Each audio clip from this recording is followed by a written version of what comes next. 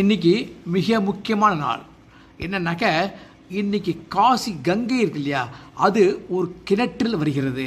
அந்த கிணறு எங்கே இருக்குன்னா திருவிசைநல்லூர் ஐயாவால் அப்படிங்கிறவருடைய வீட்டில் இருக்குது.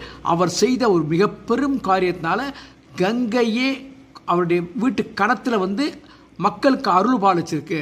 அந்த கங்கையை நீங்கள் பார்க்குறீங்க இல்லையா, இது திருவிசைநல்லூர் ஐயாவால் வீட்டு குளத்தில் அந்த இதை கணத்தில் நீங்கள் குளிச்சிங்கன்னா அந்த கங்கையில் குளித்ததுக்கு சமம். அவ்வளோ புண்ணியம் கிடைக்கும். இந்த கங்கையை பார்த்துக்கப்ப எல்லா கங்கையை பார்த்து தரிசனம் பண்ணிங்க.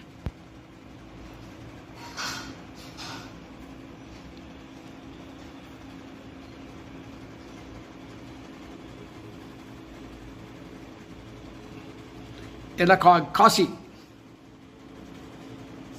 இவர் மனிதர்களில் மாமனிதர், எந்தவித வேற்றுமைகளையும் பாராமல் வாழ்ந்த மனிதர், இறை அருள் பெற்ற மனிதர்.